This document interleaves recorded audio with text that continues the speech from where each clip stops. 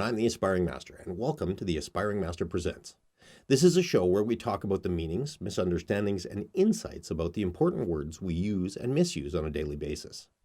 Really understanding what we're truly meaning when we talk allows us to convey and explain ourselves better to others. This not only allows us clearer communication so we can get what we need quicker and with less stress, but also helps us understand ourselves in more depth than we thought possible. Today on our show, we have our special guest, Therese Wilson, who, like myself, is a practitioner, instructor, and advocate for personal growth and cooperative awareness.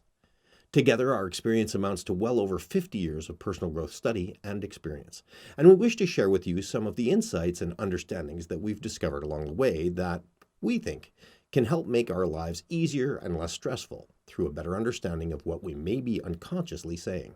Today on our show, we're talking about anger. So let's get to it. What are you going to say that makes me angry, Drew? Oh, I could say tons that'd make you angry, or at least that would facilitate anger within you. I don't think I can make you do anything, but Yeah. I look at my notes here, and first off, let's go to Merriam-Webster. Merriam-Webster. Yeah. Let's look at the dictionary definition of anger, and anger in Merriam-Webster is anger, a strong feeling of displeasure and usually of antagonism. So yeah, that's a strong feeling of displeasure and usual antagonism. Sounds like a really good definition of what anger is as it's expressed, but not really about what anger really is.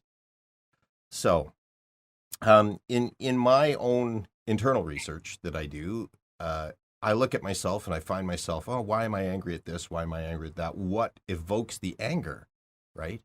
And, excuse me, impatience is one of them. There's a whole bunch of things that will lead to anger, but generally it's about not getting what I want, right? So if I think back and I just look at me as a kid, right, and I just go, oh, well, as a child, that was exactly the way that I got what I want, is to express anger, right? Anger or sadness. So when I'm looking at anger, I just go, oh, well, obviously, if I'm angry, I'm not getting something that I desire, right? Just as a baseline for why the anger started. I'm not even going to go down to the underlying emotions behind this, but for right now, why the anger starts is I ain't getting what I want. What do you think? Yes. And the anger is replacing something. Right. Yeah. And it's giving you an outlet. Anger has a place. Okay.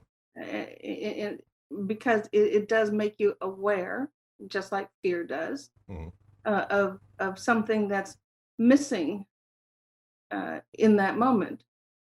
Of course, then you talk about going back to the root causes. Of course, it always means that you're replacing anger with the love of something or of yourself or someone, or in general, spiritual love that you're lacking in that moment.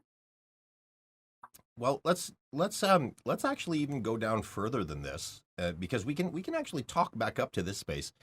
But anger, in as best as I can figure it, is basically an expression of fear. Now, fear, we have the fight or flight, right?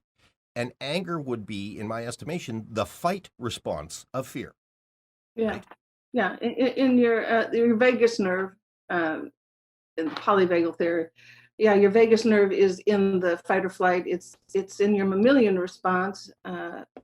It's not in your reptilian response. It's in a higher response, but you're not into your cognitive brain that understands that what you really need is connection to replace all of that. Right. So now that, like, I mean, when we look at it, and somebody would ask, and somebody has asked me lots of times before about, he says, okay, well, how can you say that when you're angry you're afraid? And I say, well, okay, well, let's take a look at just what I said just before this, which is anger is I'm not getting what I want. So what's the fear? The fear is I'm not going to get what I want, right? Mhm. So that Well, fear. and I would even say the fear is I will be less than in some way if I don't get what I want. Mhm. Because we value ourselves in certain ways, either exteriorly or interiorly, and we're not getting something that defines us and fills us in some way. Well, and yeah, I think that on a deeper level that's true. And I also think that on even a more surface level of just like I want that and I'm afraid that I'm not going to get it. Yeah, of So I can either use I can anger can be used as a manipulation tool, right? course. So kids do it without even realizing it, and I'm sure that even adults do it without even realizing it. Oh, of course, we know the most recent example, our presidential debate. Hmm. Um, my visceral reaction, and I actually had to explain it to someone who was saying, neither one of these candidates are being civil and respectful. And of course, I started to have an angry reaction and saying, well, let's get into this childish thing. Well, na, who started it first, Hmm. and how are you ever supposed to respond civilly to it? And I'm not even going to give you my opinion of in total, but I had such a difficult time watching because as a woman who is 68 years old, and it's happening still, of course, I have had so many men in particular uh, talking over me, trying to yell over me in order to make me be quiet and not hear what I have to say. Hmm. In other words, bullying me. and and that definitely made me angry and fearful. And so anger and fear go hand in hand because anger uh, uh, uh, um, hides the fear, if you Well, will. well, and it's also a protective response. That's the It thing, hides the fear. yeah, So yeah, there is no one yeah. response, no one reason for any of it. Um, the when you talk about anger hiding fear, and when I clarify that, it's like yes, absolutely it does, and also it's not something that you me or other people really recognize as happening, right? It's not like I'm connivingly, oh well, I'm gonna, or your brain's connivingly, oh I'm gonna hide that fear. It's something that we were taught since we were kids to be Yeah. able to do. Yeah. Well, most emotions happen spontaneously, but that doesn't mean that we can't change our minds about them very quickly afterwards. Mhm.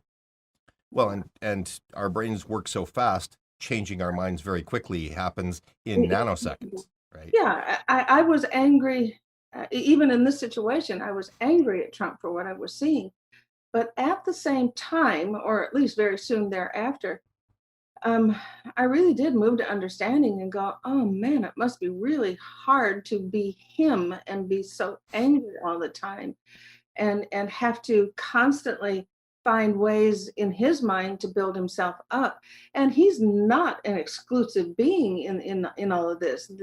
He is a representative of a lot of, or a more public representative of a lot of people and what a lot of people are feeling right now. They're fearful, they're angry, they're confused. It's all one big ball that comes out in the anger. Hmm. Well, and talking about your experience with being talked down to, talked over, and basically it's a form of Misogyny, well, bullying. and it's just a Well, form it's of abuse, bullying. right? That we perpetuate on other people. I mean, I'm sure that I'm just as guilty of it as other people when I get an opinion in my head and I start talking over somebody because they're not listening or whatever, like whatever that is for me. Yeah, yeah. So I can't say that I'm not guilty or anybody's not guilty of it. But when that triggers something, and especially from a past trauma, right? It's a trigger. It's not really we're not really in the moment. We're sort of sitting back there, back in Yeah. our past, and that triggers it and it comes up. And like you said, Yeah. when that comes up, you can think Like you go, okay, well, there's my initial reaction. Now, what is that reaction about? And that's when we get into the little anachronism of fear, false evidence appearing real. Hmm. Again, there's no one emotion that is a standalone, except maybe love. Right. So with the understanding that our root emotion around anger is fear. So why do I say that? I would say because again, when you're afraid, the first thing that you want to do is not appear to be weak, right? I don't know about you. I mean, as a guy, weakness is a huge issue for men. And I'm sure that it is for women in a slightly different way. But for guys, it's like we don't want to be, called a right. I mean that is our biggest swear word as men. It's like, no, you don't want to be that, Mhm. and that is just being weak. So what happens, and especially in our society, is we get afraid. Like, I mean, I get afraid. Like, I mean, I'm a man. I get afraid. As a boy, I got afraid a lot. The only acceptable way to be able to express that fear for us was to be angry. We just push it all down, Yeah. and then we express it as anger. It is the push down, and that is biological. We are human animals. And I may have told you in the past, I had a veterinarian explain to me, there was a little kitty cat that we knew later had been hit by a car, but it was wandering around and it appeared to be mostly healthy, at least. We could tell there was something wrong. Very friendly, had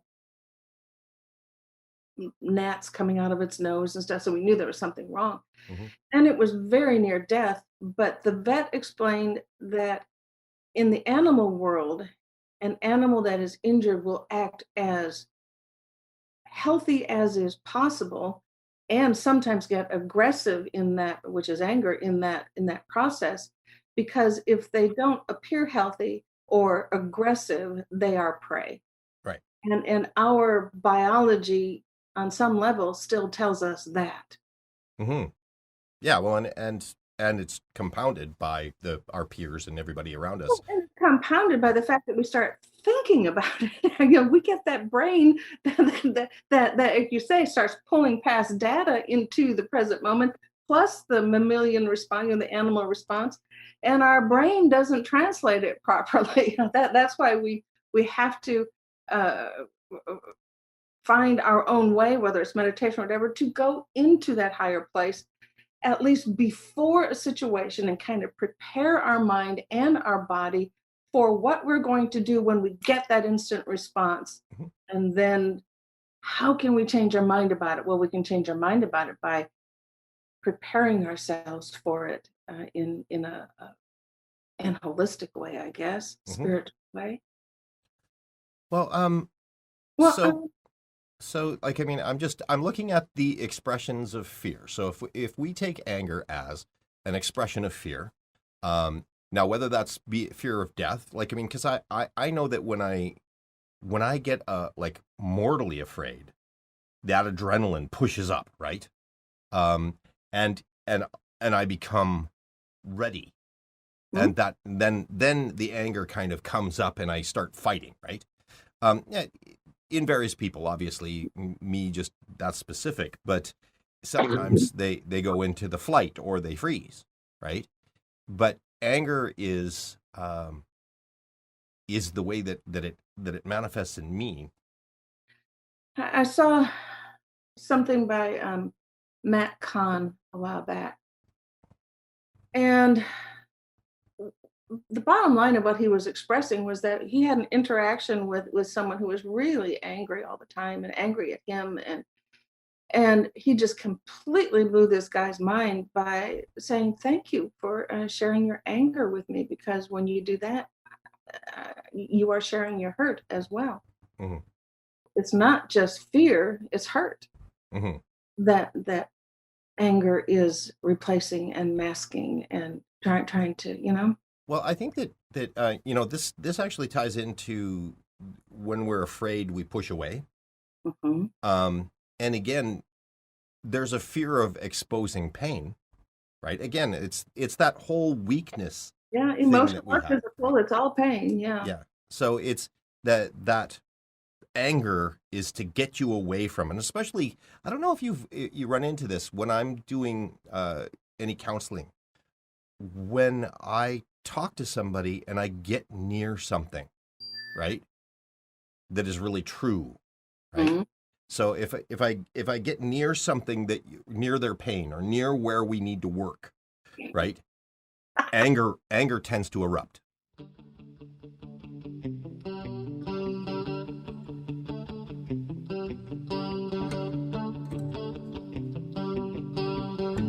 I see anger as one of the main reasons we are where we are. It perpetuates lying, and it perpetuates a lot of self-disgust in our society. Um, I had a yoga teacher who was also an Hakomi psychotherapist, Mhm. and she and Jim and I were sitting and in a therapy session, and she said the thing that makes you angry about someone else is very likely a mirror about something in you. And the thing that I was angry about was my mother-in-law. Mhm. And I went, "Oh, no, no, no, no, no. I am not like my mother-in-law. I am," and I very definitely got angry. Mhm. And then I laid down that night and started to think about it, and I went, "Holy," I used a curse word. "I Mhm. am my mother-in-law." And Yeah.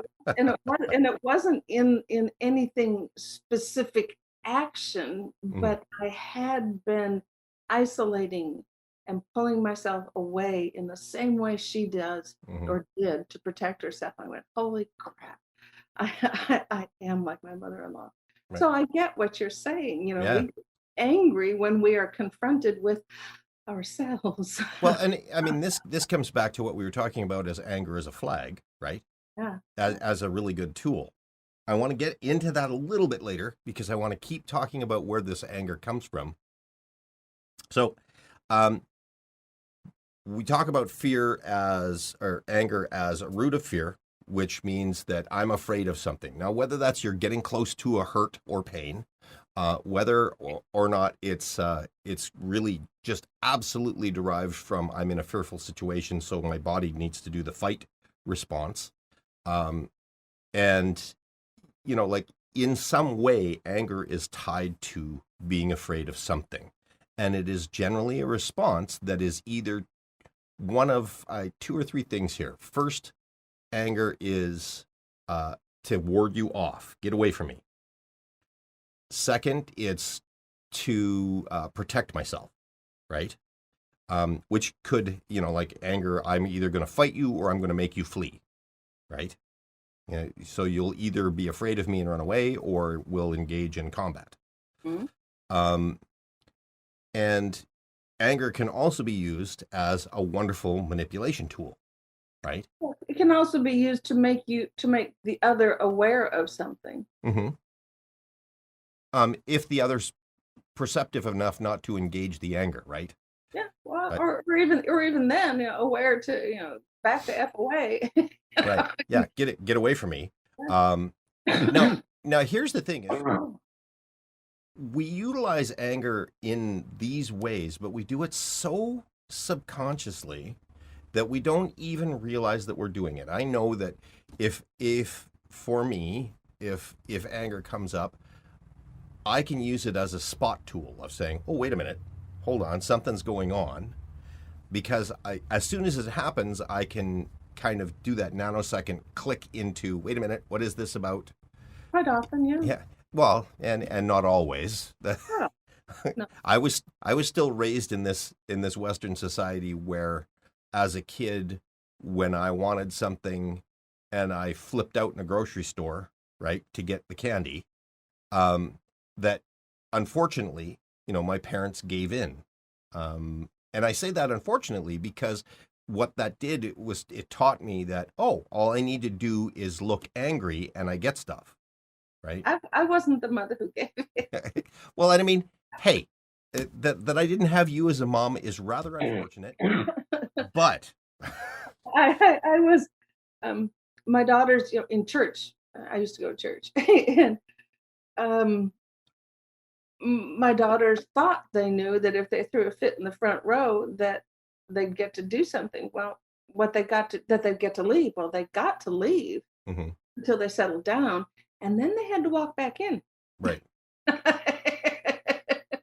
And that didn't they didn't like that much. No, would you?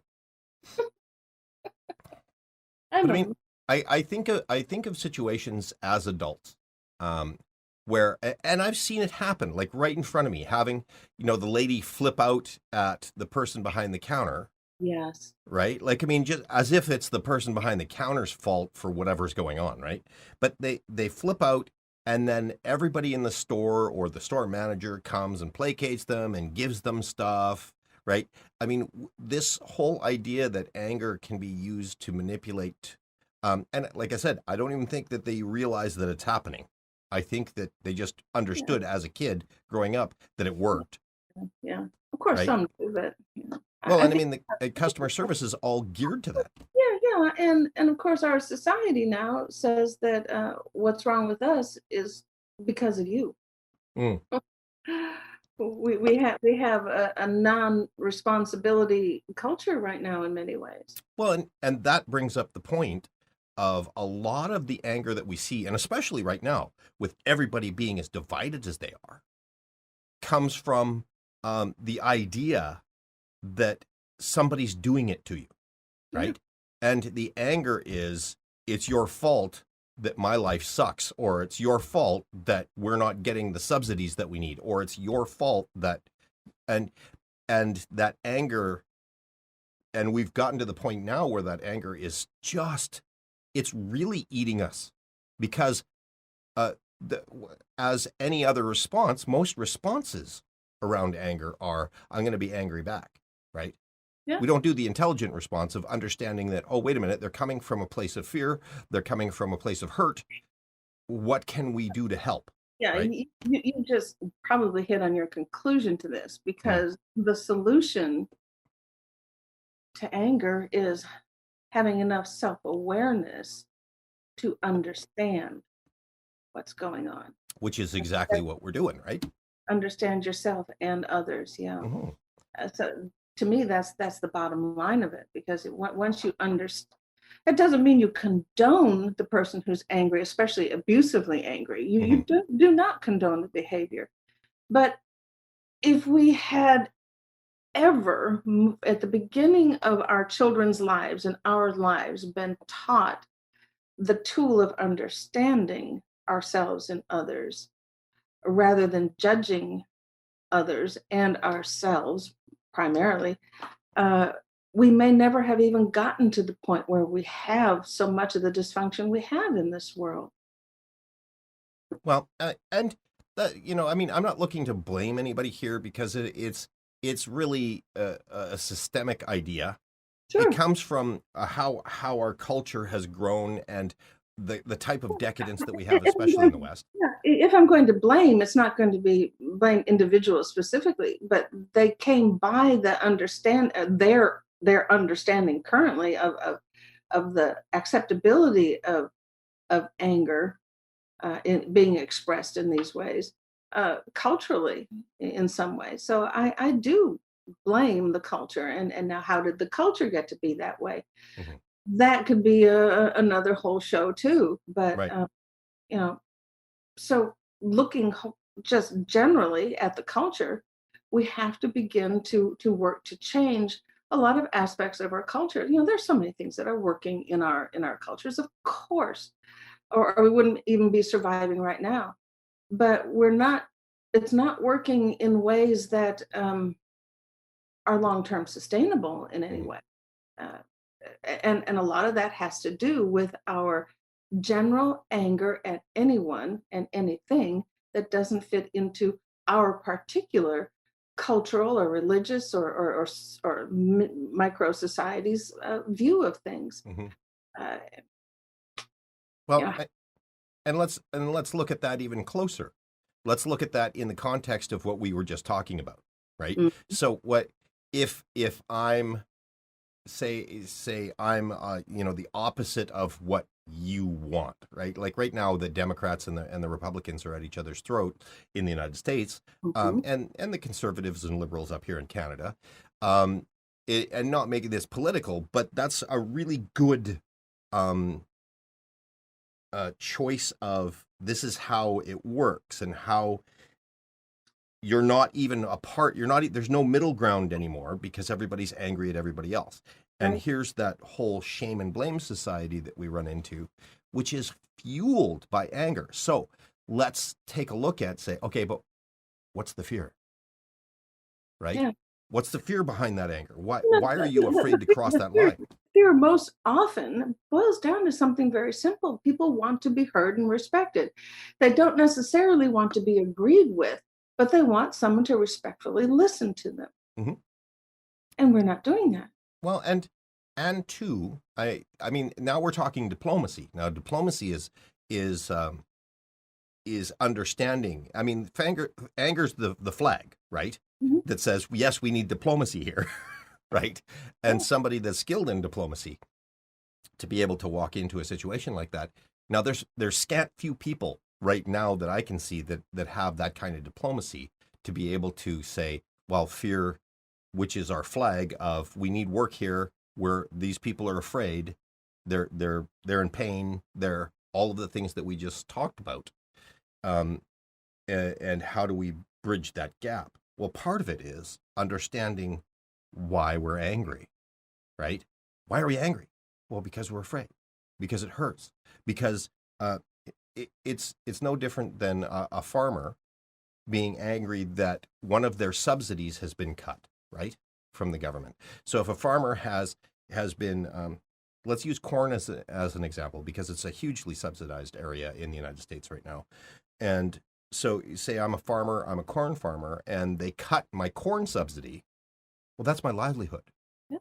And so now I'm afraid that I'm going to be one of those guys out on the street. I'm afraid of losing my farm. I'm afraid of all of this stuff. Now, if the Democrats cut that, then Democrats are evil. You know what I'm saying? We equate that.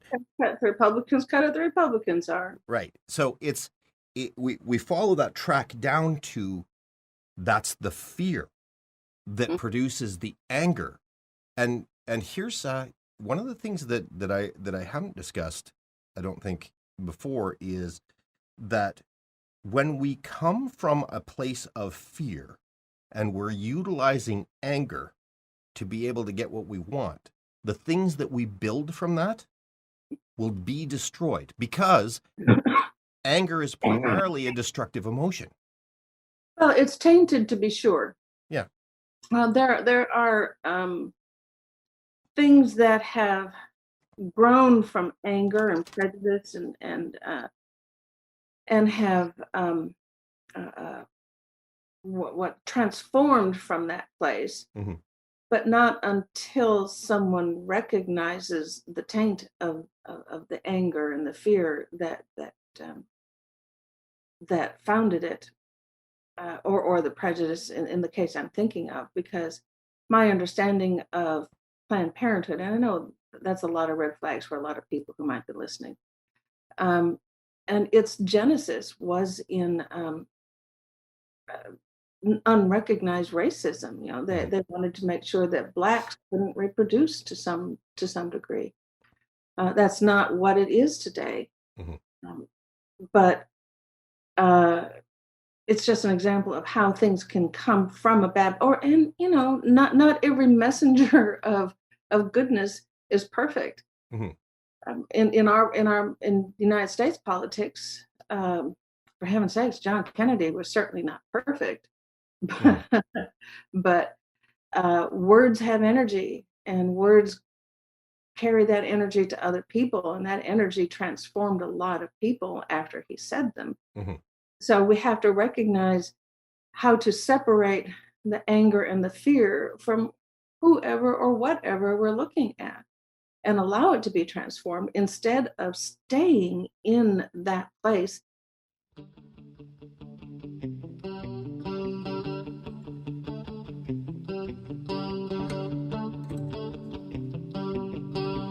know, the expectation creates the anger. So how are we going to stop creating the anger? In ourselves. You know, I mean, one, take an anger management course. I mean, really? You know, that would, I personally think should be mandatory for people going through school, high school. You know, anger management course should be mandatory. Because nobody understands how to deal with their anger. One, they don't even know where it comes from.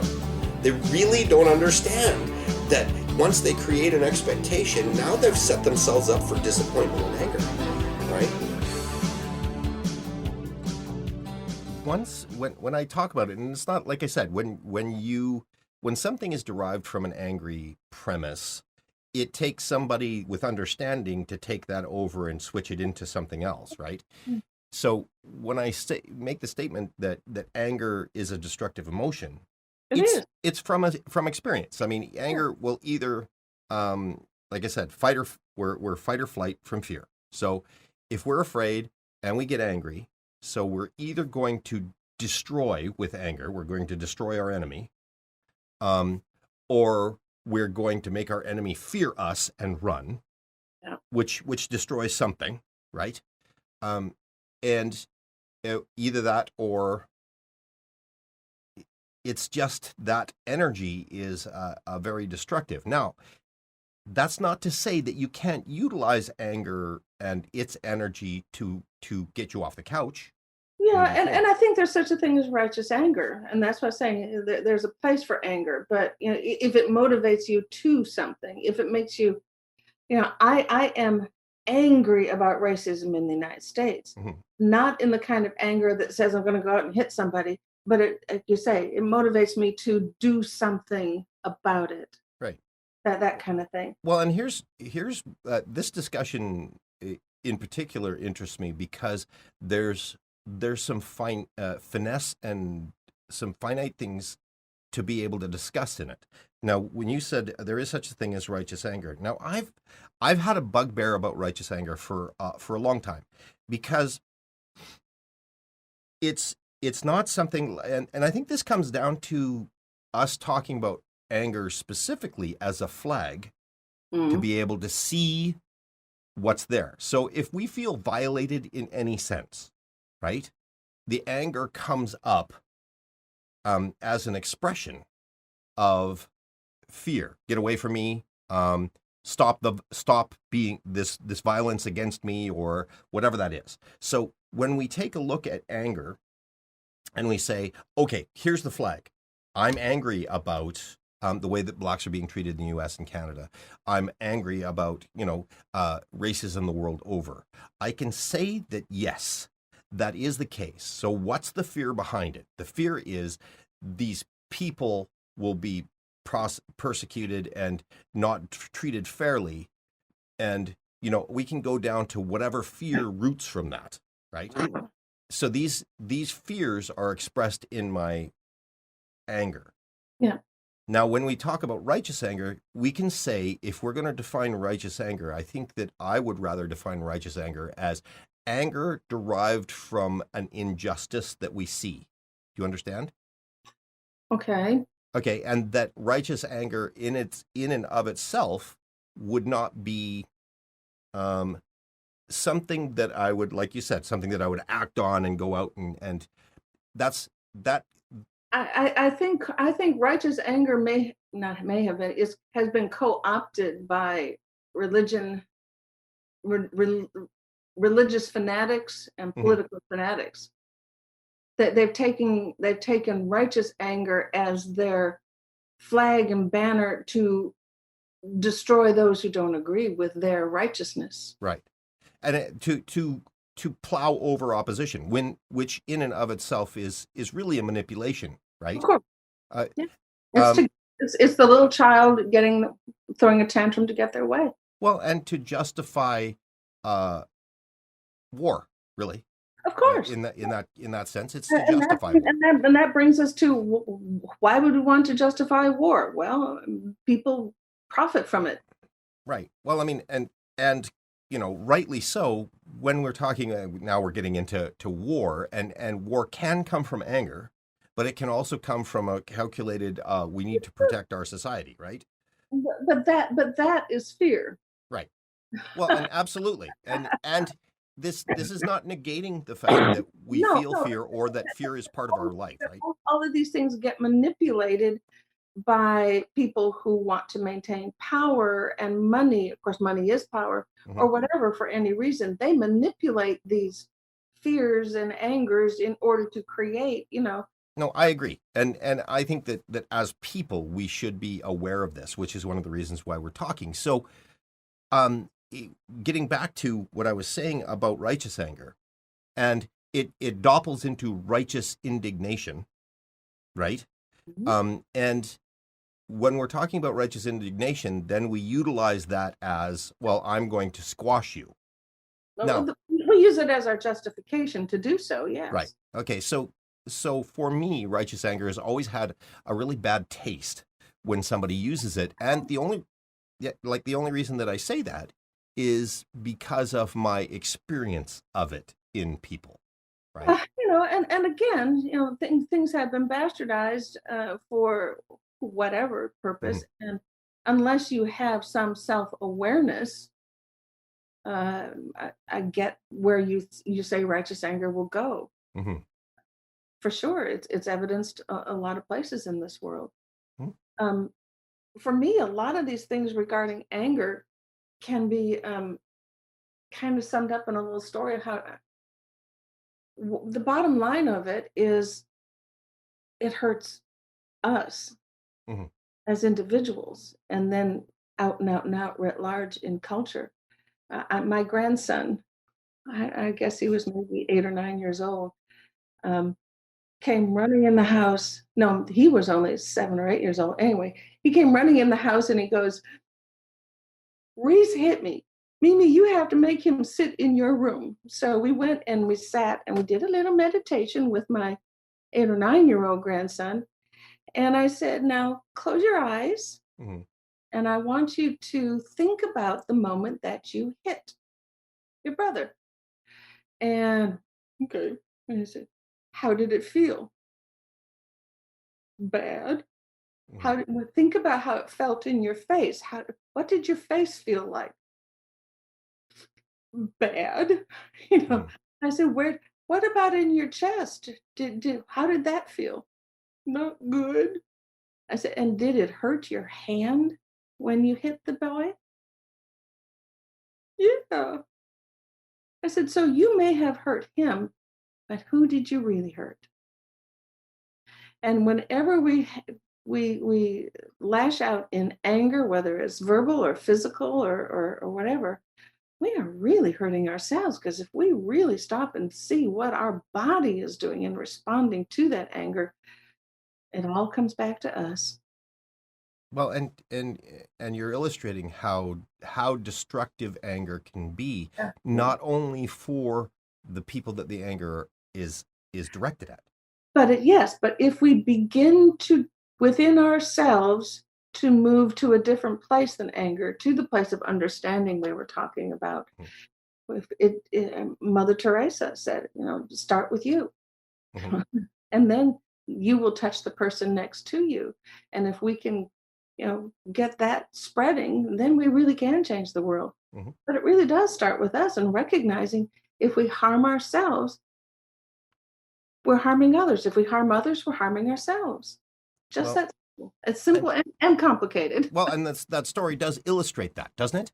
It's Yeah. because when I don't know. I mean, there's been some pretty viral videos out there about people just losing it and flipping out, and they're lashing out at everybody, and You mean because we have to wear a mask? or well, and that's certainly that we certainly have that division in our society, and I think that the more that we divide and the more that we separate our opinions, right, with no intermediary in between.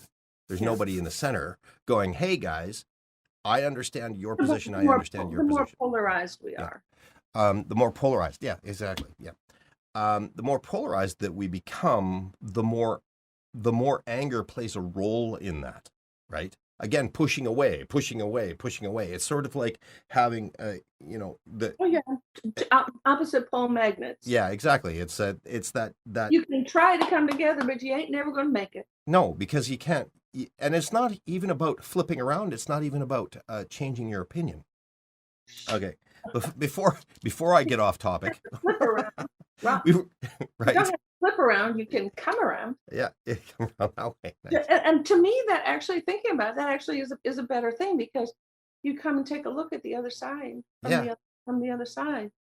that's a good analogy. Yeah, Yeah, that's awesome. I'm awesome. You are.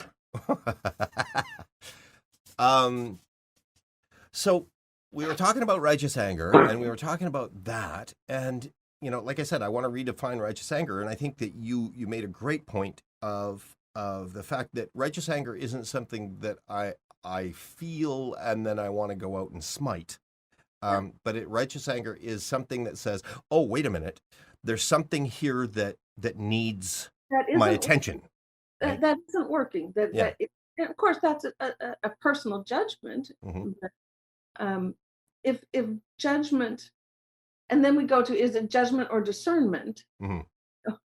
But if it's a proper discernment, then it's Well, now yeah. here's when I say anger is a destructive emotion, I want to talk also about the fact that in relationships it is extremely destructive.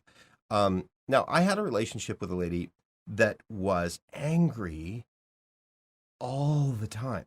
Now, and this person utilized her anger to even just get off of the couch, right? Mm, Like, I mean, it was like her whole life was motivated from being angry.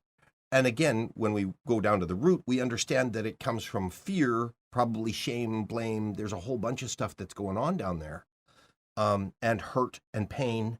That in order to be able to get myself to do anything, I must be angry. Now, I see that, and obviously that I couldn't stay in a relationship that long, right, with that happening all the time.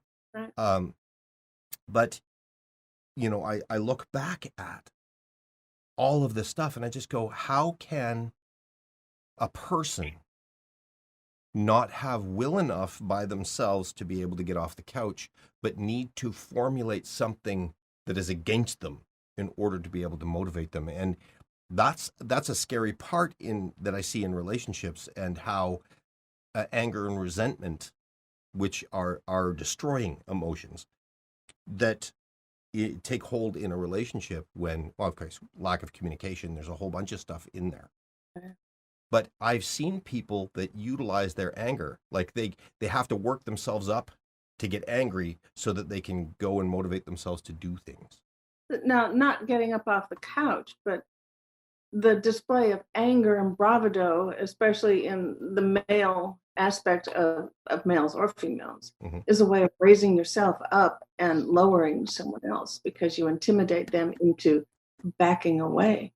Well, which makes me think that anger is definitely an expression of feeling powerless, Sure, right? sure. I am completely convinced that my president is very, very, very insecure, and at root feels powerless. And of course, it's a very ancient trigger, and he developed this as his survival mechanism. And there's another term we haven't used yet, but anger is fully a survival mechanism for many people. But that survival mechanism, or that push of anger, and I think that there's always been a question in my mind how a person can get there, of course, because I've never really experienced that. Like, I mean, I've been angry, and it's gotten me off the couch and becoming an activist, right? Like, I mean, we see people out there marching with signs because of that anger that motivates them, right? Now, uh, when it comes to, I mean, it's part of its frustration, right? There's nothing's being said, and so and that I think is where you can say that that would be a righteous anger, right? What that motivates you to Unless, action. yes, if it isn't um, harming another. Hmm.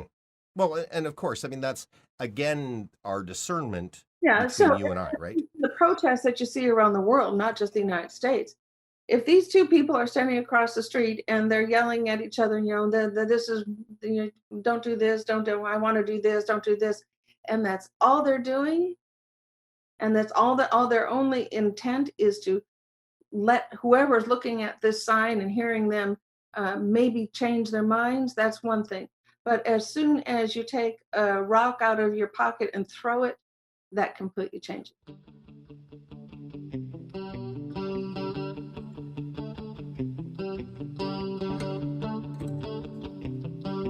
The truth is, the world is the way it is. It's going to happen the way it happens. There is nothing that you can do about it other than, manipulate where you are in it. Okay? And how you choose to receive it.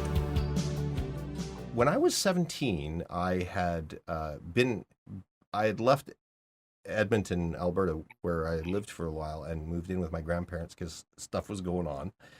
And I came back at 17 and was going to school, and my buddy, who we had been super close, like close with his family, and then I left and was gone for 4 years and then came back. And he ended up going to school with me, high school. And while we were in high school, he changed from the bookish person that he was to somebody that was a weightlifter. Mm. And far more about power and superiority and anger and all of that stuff. And now I remember being on the bus with him and him talking about it and recognizing at that time that we were done as friends at that time, because that's not where I was. So I recently talked to him and we talked about exactly that situation. I said, "You remember that time on the bus?" And he said, "Yeah, I do." And he says, "I'm really sorry, but I needed to do that." And I said, "I totally understand why you need to do that." Right? Because he was being bullied and picked on incessantly because of his brains, because of who he was. He had to go into that anger, utilize that anger, push him to working out. And there was even more than that, because his dad started to respect him more, right? Because his dad, being male, right, and a tough guy, started to respect him more because he was doing the physical thing. And being more angry and being more assertive and manlike, right? Yeah.